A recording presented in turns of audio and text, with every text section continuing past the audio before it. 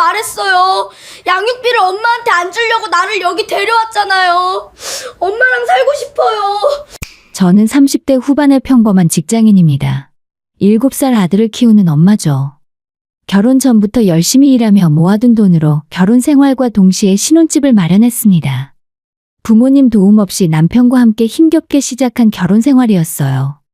하지만 생각과는 다르게 시작부터 순탄하지 않았습니다. 시어머니는 처음 만난 날부터 저를 탐탁지 않게 여기셨거든요. 우리 아들이 너보다 더 좋은 신부감을 만날 수 있었는데 말이야.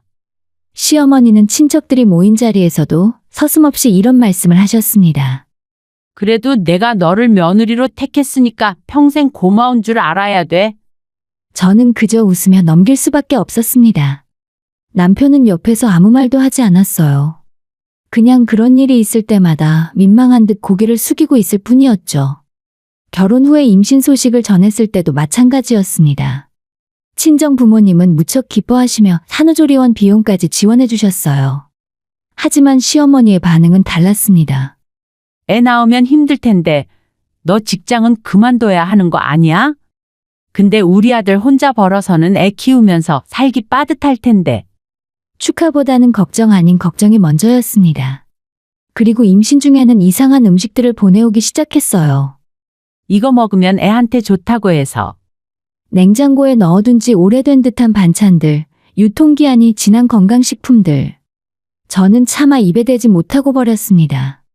참다 못해 남편에게 말했더니 그 사람은 이렇게 말했어요. 엄마가 좋아서 그러는 건데 왜 그래? 그냥 고맙다고 해. 먹기 싫으면 조용히 버리면 되잖아. 저는 말문이 막혔습니다. 좋아서 하는 일이 이렇게 불편하고 부담스러울 수 있다는 게 신기했어요. 그리고 임신 9개월, 배가 불러 움직이기조차 힘든 시기였습니다. 어느 날 시어머니가 갑자기 저희 집에 오셨어요. 며느리야, 나 내일 김장 담그는데 와서 좀 도와줘야지. 어머님 죄송하지만 지금 배도 너무 불편하고 몸이 안 좋아서요. 움직이는 것도 쉽지 않아요. 뭐?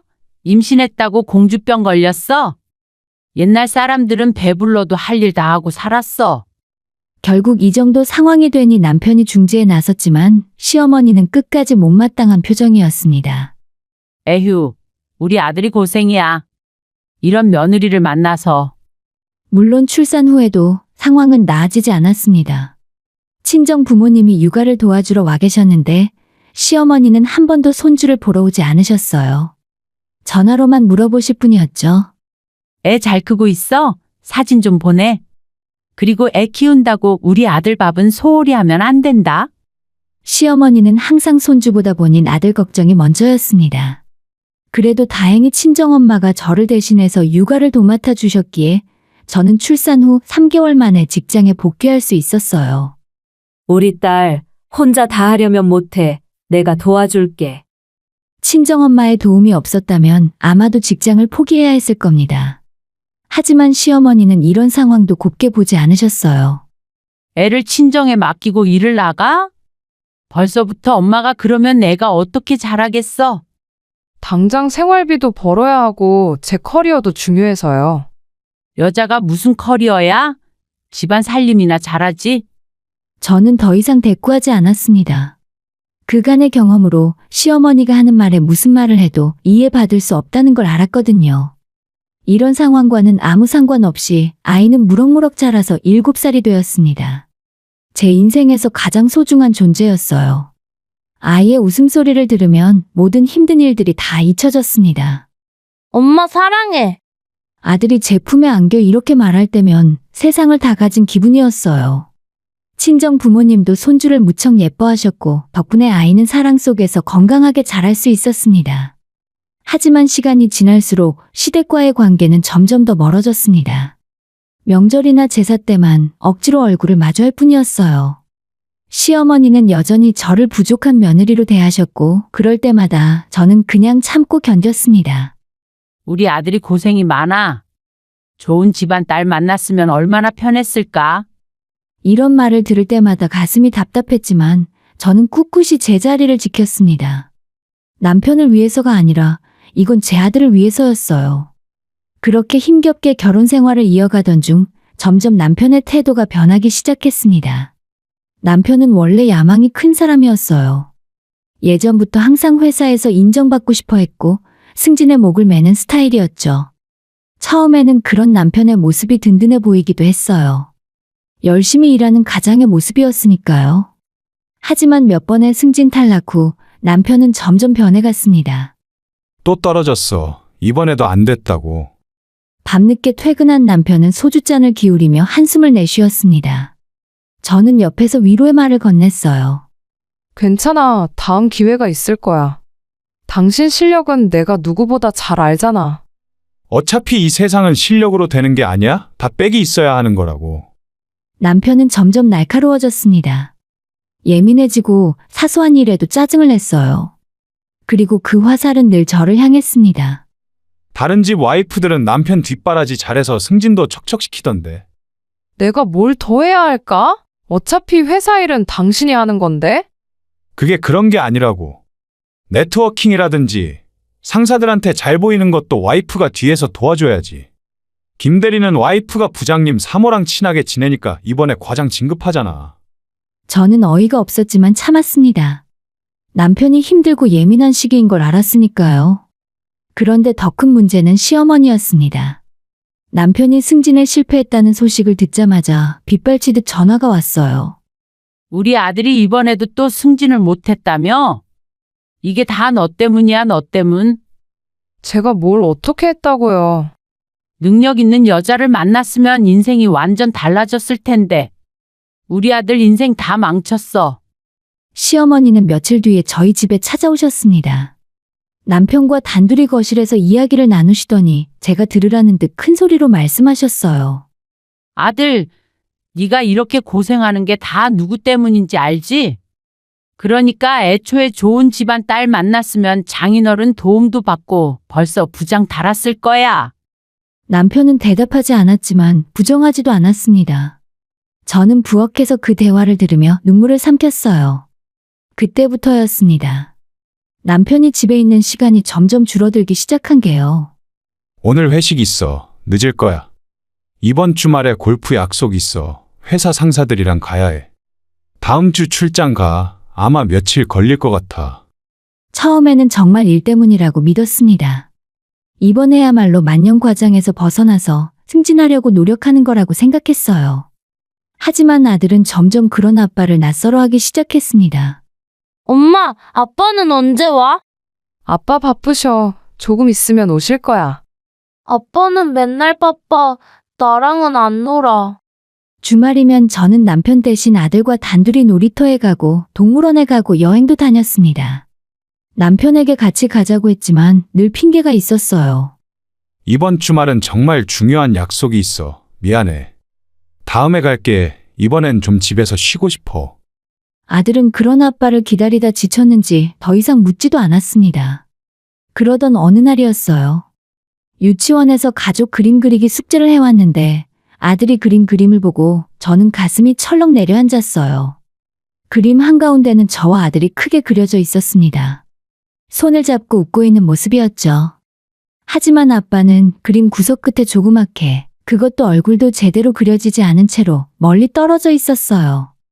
아빠는 왜 이렇게 작게 그린 거야? 아빠는 우리랑 잘 안 있잖아. 그래서. 아이의 순수한 대답이 저를 더 슬프게 만들었습니다. 아이는 거짓말을 하지 않았어요. 그저 보이는 대로, 느끼는 대로 그린 것뿐이었죠. 저는 그날 밤 남편에게 그림을 보여주며 말했습니다. 우리 아들이 그린 그림이야. 한번 봐봐. 남편은 그림을 흘끗 보더니 얼굴을 찌푸렸습니다. 뭐야? 나를 이렇게 그렸어? 얼굴도 없이. 아이가 아빠를 자주 못 보니까 이렇게 그린 거잖아.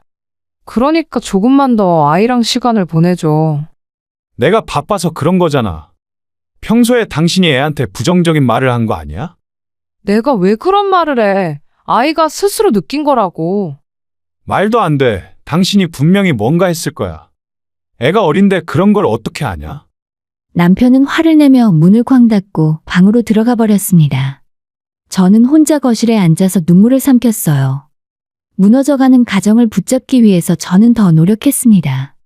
남편이 좋아하는 음식을 해주고 집안을 더 깨끗이 정리했어요. 아이와의 시간도 더 배려하려고 했었죠. 하지만 남편의 마음은 이미 다른 곳을 향하고 있었습니다. 그리고 저는 그 사실을 아직 몰랐어요. 어느 날 남편이 말했습니다. 다음 주 월요일에 출장 가. 이번엔 일요일에 돌아올 것 같아. 일주일이나 어디로 가는데? 지방 프로젝트 건으로 중요한 거라서 이번엔 내가 꼭 가봐야 해. 저는 의심하지 않았습니다. 그게 제 실수였죠.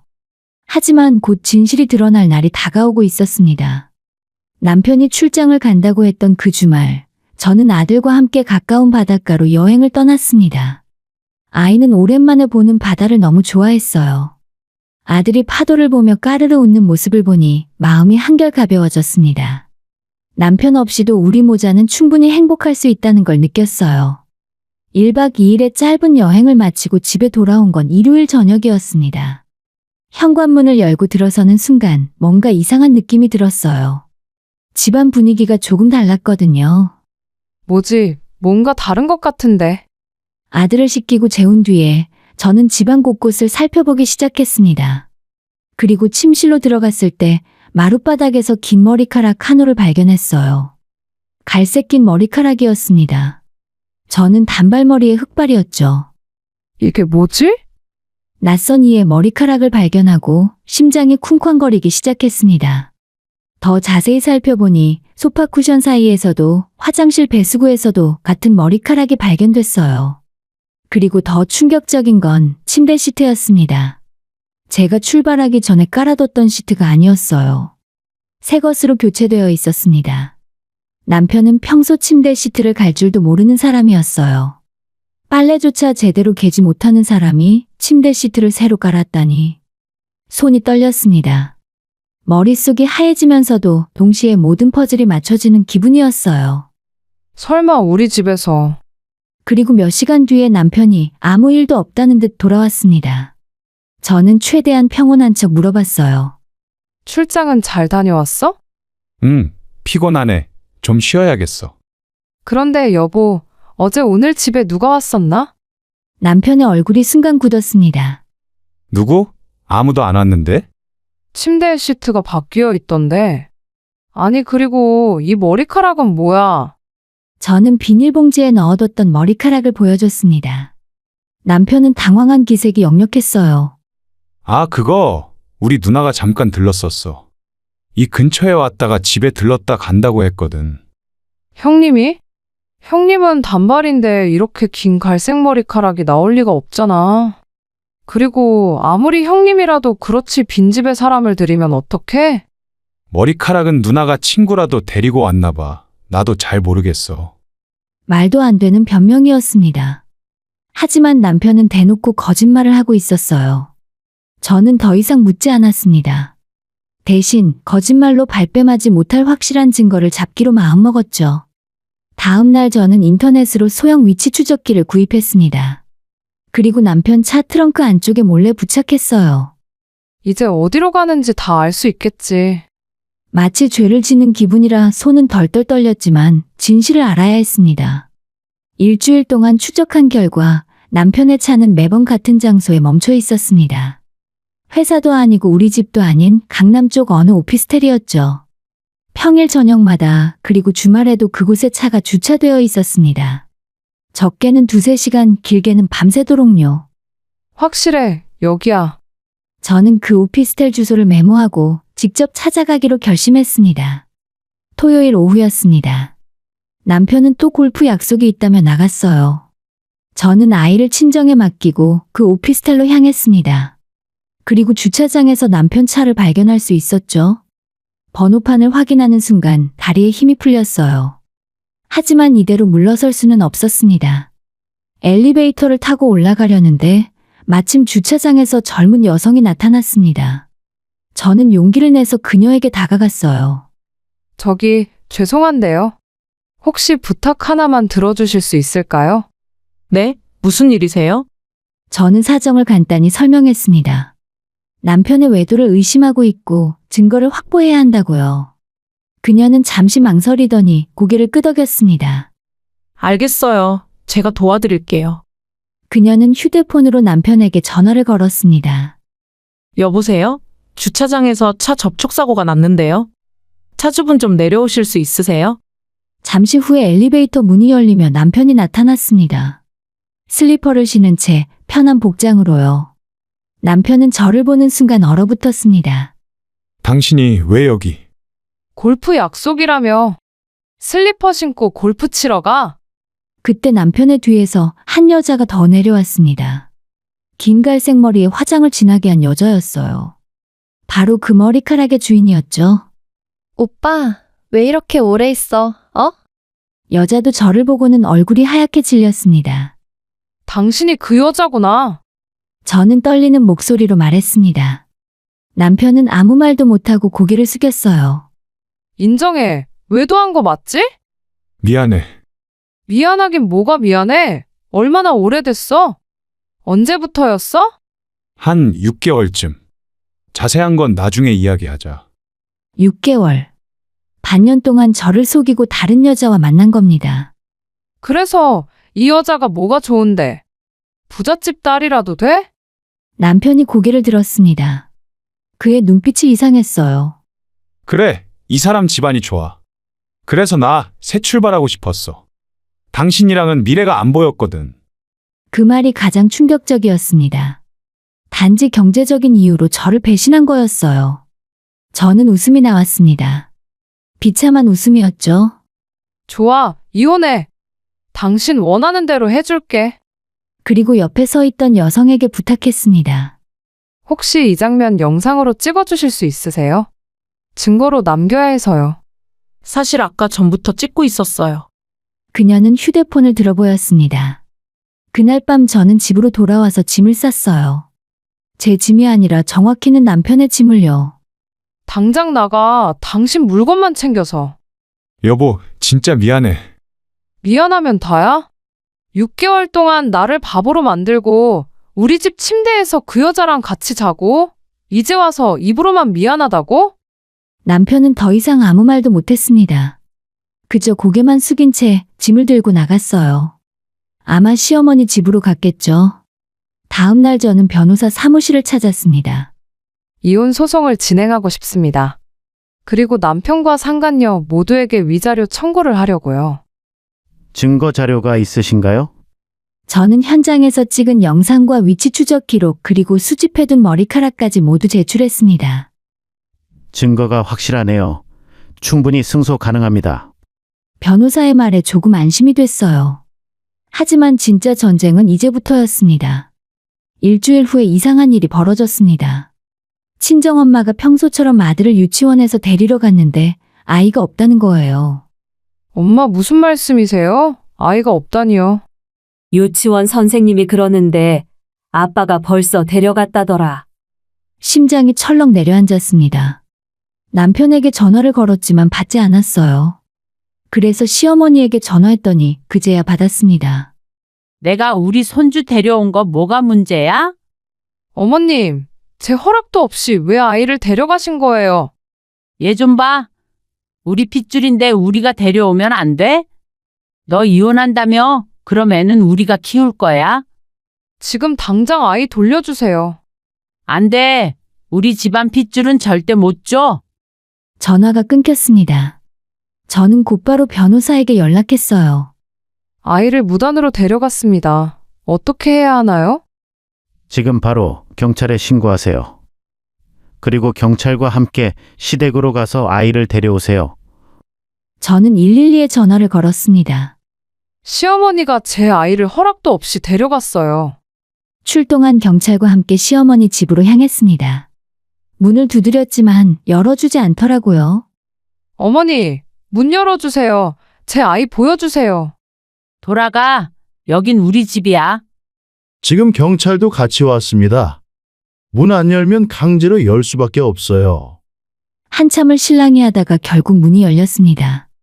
시어머니가 험악한 표정으로 현관 앞에 서 있었어요. 뭐 하러 왔어? 제 아들 데리러 왔다니까요? 우리 아들이 키울 거라니까. 돈도 더 잘 버는데 당연히 아빠가 키워야지.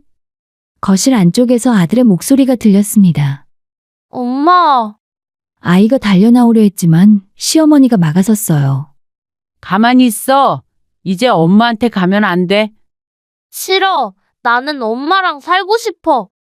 혼란 속에서 경찰이 중재에 나섰습니다. 어르신, 지금 이건 불법입니다.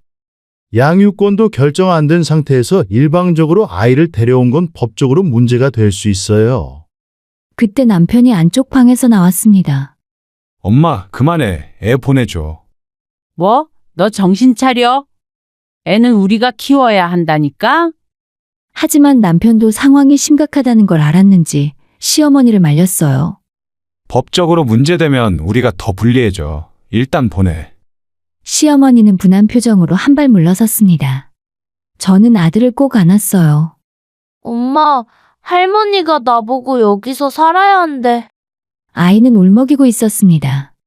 그때 시어머니가 또 말했어요. 애는 우리 아들이 키울 거야. 돈 잘 버는 사람이 키워야 애가 잘 크지? 결국 재판으로 가면 우리가 이기게 될걸?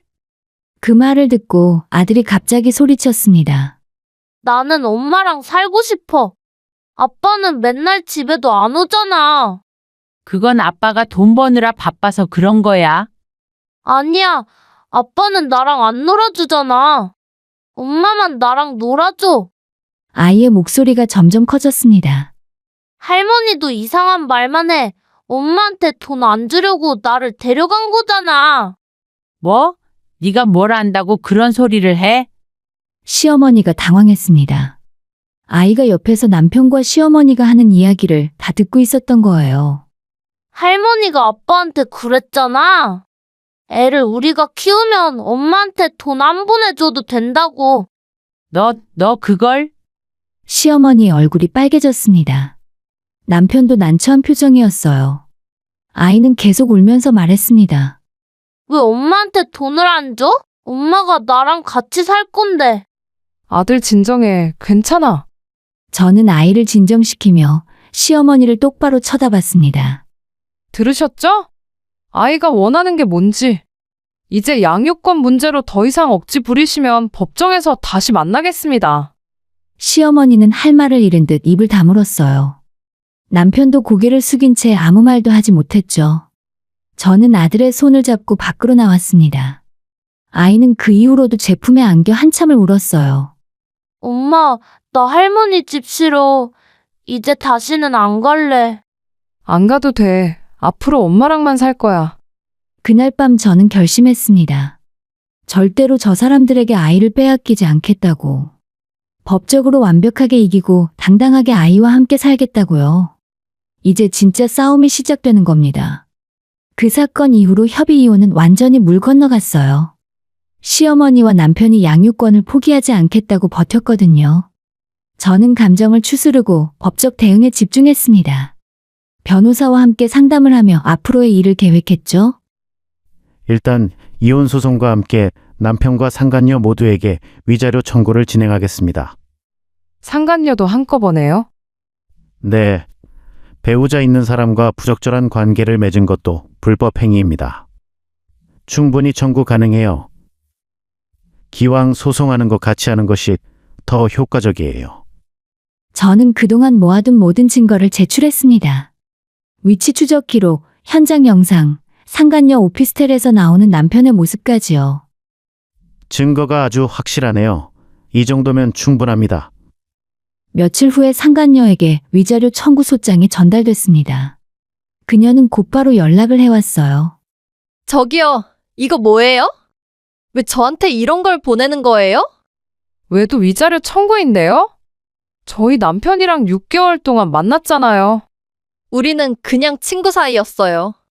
아무 일도 없었다고요? 친구가 남의 집 침대에서 같이 자나요? 이미 증거 다 있어요. 법정에서 봅시다. 전화를 끊었습니다. 하지만 그녀는 포기하지 않았어요. 본인이 억울하다며 변호사까지 써서 맞고소를 했죠. 원고의 주장은 과장되었으며 피고는 단순한 친분 관계였을 뿐입니다. 이건 명백한 명예훼손입니다. 그 사람의 말에 저희 변호사가 코웃음을 쳤습니다.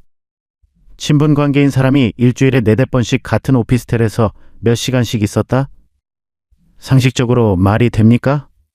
저는 더 강력한 증거를 준비했습니다. 바로 오피스텔에서 도움을 줬던 그 여성이었어요. 혹시 그날 영상 증거로 사용해도 될까요? 네, 당연하죠. 제가 증인으로 출석할 수도 있어요. 그녀는 흔쾌히 동의해줬습니다. 그날의 영상에는 남편이 슬리퍼 차림으로 오피스텔에서 내려오는 모습 그리고 상간녀가 뒤따라 나오는 장면이 고스란히 담겨 있었어요. 하지만 저는 여기서 멈추지 않았습니다. 상간녀에게 심리적 압박을 주기로 했죠. 그녀가 사는 오피스텔 앞에 현수막을 걸었습니다. 배우자 있는 남성과 부적절한 관계를 맺은 601호 여성에게 법적 도의적 책임을 묻습니다.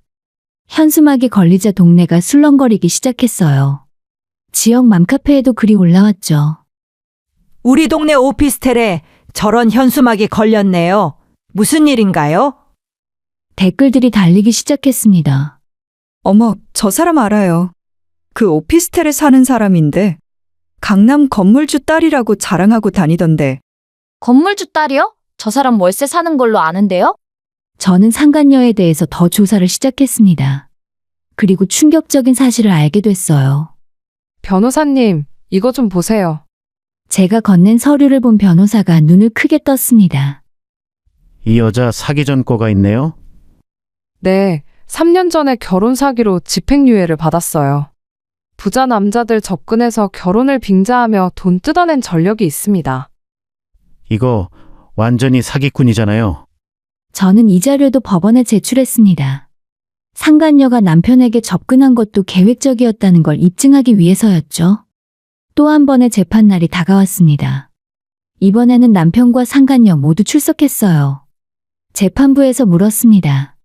피고는 원고의 배우자와 어떤 관계였습니까? 상간녀는 떨리는 목소리로 답했습니다. 그냥 친구였습니다. 친구가 일주일에 4번씩 만나고 오피스텔에서 함께 시간을 보냅니까? 그건 재판장이 영상 자료를 재생했습니다. 남편이 슬리퍼 차림으로 나오는 장면, 상간녀가 뒤따라 나오는 장면이 법정에 크게 비춰졌어요. 남편은 고개를 숙였고 상간녀는 얼굴이 새하얗게 질렸습니다. 피고는 사기 전과가 있는 것으로 확인됩니다. 이 점도 판결에 고려하겠습니다. 재판장의 말에 상간녀가 벌떡 일어났어요. 그건 이 사건이랑 관계없잖아요. 앉으세요. 피고의 성격과 신뢰성을 판단하는 데 중요한 자료입니다. 이어진 결과는 명확했습니다. 피고는 원고에게 위자료 3천만 원을 지급할 것. 판결이 나자 상간녀는 그 자리에서 주저앉았습니다. 남편도 마찬가지였죠. 상간녀 소송 이후에 이어진 이혼 소송도 순조롭게 진행됐습니다. 재산 분할은 7대 3으로 원고에게 유리하게 진행하겠습니다. 원고가 신혼집 마련에 더 많은 금액을 투자했고 육아 부담도 주로 담당했기 때문입니다. 남편이 벌떡 일어났어요. 재판장님, 왜 제가 더 적게 받아야 합니까? 앉으세요. 원고가 결혼 전 모아둔 돈으로 집을 마련했고 결혼 생활 동안 육아와 가사를 전담했습니다. 반면 피고는 외도로 혼인 관계를 파탄냈죠. 당연한 결과입니다. 하지만 그리고 양육권은 원고에게 전부 인정합니다. 피고는 매월 양육비 100만 원을 지급하세요. 100만 원이요. 그건 너무. 자녀의 생활 수준을 고려한 적정 금액입니다. 이의 있으면 항소하세요. 남편은 할 말을 잃었습니다. 법정 밖으로 나오는데 시어머니가 기다리고 있었어요. 이게 무슨 짓이야? 우리 아들 재산을 네가 다 가져가다니? 제가 번 돈이랑 제가 투자한 돈 가져가는 게 뭐가 문제인가요? 애초에 어머니 아들이 바람 피워서 이렇게 된 거잖아요. 그래도 손주는 우리가 봐야지. 법원에서 판결 났어요. 이제 제 아들한테 함부로 접근하지 마세요. 자꾸 이러시면 접근 금지 신청도 할 수 있어요. 시어머니는 말문이 막혔습니다. 저는 돌아서서 걸었어요. 결코 뒤돌아보지 않았습니다. 며칠 후에 남편에게서 연락이 왔습니다. 그 여자랑 결국 헤어졌어. 당신 말대로 완전히 사기꾼이었더라고. 그걸 내가 왜 알아야 하는데? 미안해. 아직 늦지 않았으면 우리 사이 다시 생각해 볼 수 없을까? 절대 안 돼. 다시는 연락하지 마. 양육비만 제때 넣어. 그렇게 모든 법적 절차가 끝났습니다. 저는 이겼고 제가 원하는 모든 것을 얻었어요. 아이와 양육권, 재산과 위자료까지요. 이제 새로운 시작만 남았습니다. 그리고 이혼 판결이 확정된 지 어느새 1년이 지났습니다. 그동안 정말 많은 일이 있었어요. 하지만 지금 돌이켜보면 그때의 결단이 제 인생 최고의 선택이었다는 걸 확신합니다. 처음 몇 달은 정말 힘들었어요. 법적 싸움에 후유증도 있었고 아이도 심리적으로 불안정해 보이고 한동안 유치원에서도 산만한 모습을 보였습니다. 오죽했으면 선생님께서 직접 연락을 주셨어요. 어머님, 요즘 아드님이 좀 불안해 보여요. 혹시 집에 무슨 일이 있나요? 네, 최근에 이혼을 했습니다. 아이가 많이 힘들어하는 것 같아요. 그렇군요. 상담 선생님과 한번 이야기해 보시는 게 어떨까요? 저는 아이를 아동심리상담센터에 데려갔습니다. 전문가의 도움이 필요하다고 판단했거든요. 상담사 선생님은 아이와 몇 차례 면담을 한 후에 저에게 말했습니다. 아이가 생각보다 건강하게 상황을 받아들이고 있어요. 엄마에 대한 신뢰가 아주 깊습니다. 정말요? 네, 아이는 엄마가 자기를 지켜줬다는 걸 알고 있어요. 그게 큰 안정감이 되고 있습니다. 그 말을 듣고 눈물이 났습니다. 제가 잘하고 있다는 걸 확인받은 기분이었어요. 몇 달 후에 상황이 안정되어 가자 저는 직장에 복귀했습니다. 회사 동료들은 저를 따뜻하게 맞아줬습니다. 아무도 제 이혼에 대해 캐묻지 않았고 그저 일상적으로 대해줬어요. 그게 더 고마웠습니다. 일을 시작하니 정신도 바빠졌고 경제적으로도 더 안정이 됐어요. 남편에게서 양육비 100만 원도 매달 들어왔습니다. 하지만 처음에는 양육비를 안 주려고 버텼어요. 왜 내가 그렇게 많이 줘야 해? 법원 판결이야. 안 주면 강제 집행 들어갈지도 몰라. 그 후로는 제때 입금됐습니다. 아이는 시간이 지나며 점점 밝아졌어요. 유치원에서도 다시 활발하게 지내기 시작했고 친구들도 많이 생겼죠. 엄마, 오늘 민준이랑 놀았어? 민준이가 나한테 장난감 빌려줬어. 그래, 우리 아들이 좋은 친구 생겨서 다행이네. 주말이면 저희 모자는 여행을 다녔습니다. 멀리 가지 않아도 좋았어요. 가까운 공원, 놀이터, 박물관만 가도 아이는 행복해했습니다. 남편과 시어머니는 가끔 아이를 보고 싶다고 연락을 해왔습니다. 손주 얼굴 좀 보게 해줘. 우리도 할머니, 할아버지잖아. 아이가 원하면 보내드리겠습니다. 하지만 싫다고 하면 안 돼요. 아이에게 물어봤더니 고개를 저었어요. 싫어. 할머니 집 가면 맨날 이상한 말만 해. 나는 엄마랑만 있을래. 저는 아이의 의견을 존중했습니다. 싫다고 하는데 억지로 만나게 할 필요는 없다고 생각했거든요. 아이가 아직 준비가 안 됐대요. 조금 더 시간을 주세요. 시어머니는 불만스러워했지만 어쩔 수 없었습니다. 그렇게 시간이 흘렀고 저는 아이에게 아빠에 대해서 나쁘게 말하지 않으려고 노력했어요. 아직 어린 나이에 부모 중 한 명을 미워하게 만들고 싶지 않았거든요. 엄마, 아빠는 나쁜 사람이야? 아니야, 아빠는 실수를 한 거야. 사람은 누구나 실수를 하잖아. 그럼 아빠 용서해줘야 해? 그건 네가 크면서 스스로 결정할 수 있어. 지금은 너무 어려서 이해하기 힘들 거야. 아이는 고개를 끄덕였습니다. 언젠가 아이가 더 크면 진실을 알고 싶어 할 날이 올 겁니다. 그때는 솔직하게 말해줄 생각이에요. 하지만 지금은 아닙니다. 지금 중요한 건 아이와 저희 행복한 일상이니까요. 지금 저는 행복합니다. 진흙탕 같은 이혼 과정을 거쳤지만 결국 이기고 빠져나왔어요. 제가 원하는 모든 것을 지켰죠. 아이와의 시간, 경제적 독립 그리고 평온한 일상까지. 물론 가끔은 힘들 때도 있습니다. 여자 혼자서 아이를 키우는 게 쉽지만은 않거든요. 하지만 그럴 때마다 아이의 웃는 얼굴을 보면 모든 게 괜찮아집니다. 남편도 시어머니도 그 어떤 것도 우리의 행복을 빼앗아갈 수 없어요. 이혼은 끝이 아니라 새로운 시작이었습니다. 그리고 저는 이 시작이 정말 마음에 듭니다. 앞으로도 아이와 함께 행복하게 살아갈 겁니다. 제게는 그것만으로 충분하니까요.